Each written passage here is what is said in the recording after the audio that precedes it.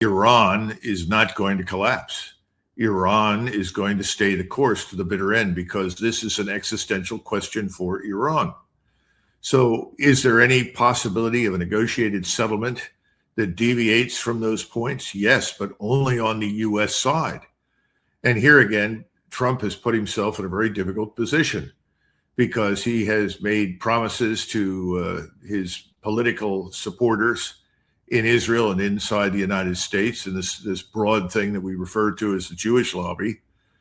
And he has said to the American people, that he, after all, is inevitably the winner, the victor, and so forth. We've gone from unconditional surrender now to these 4 points. So how do we get out of this? Well, we get out of it because we can't stay there much longer.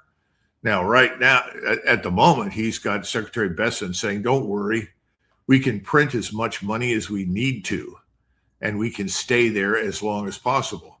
Well, we'll see. I think the bond market in particular will collapse before he can print the additional billions that will be needed to sustain our presence over there. I also think that the public pressure around the world is going to be enormous. As I said before, when you talk to the global south, when you talk to Beijing, when you talk to Moscow, and you talk to people in the Middle East, whether it's Ankara or Cairo or anywhere else, everyone takes the same position. Iran must stay the course. They back Iran. Now, they may not back it all militarily, but they are on Iran's side. And so we are the ones who are held responsible for the stoppage, the blockage. Remember, until we attacked, the Gulf was open. Everybody needs to remember that. We caused it to be closed. No one in the global south and no one in China or Russia for a second is angry with Iran for what Iran has done.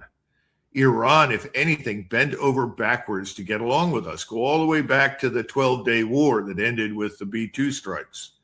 Remember when that was over and President Trump announced that there was no more nuclear program. It had been destroyed forever. The war was over.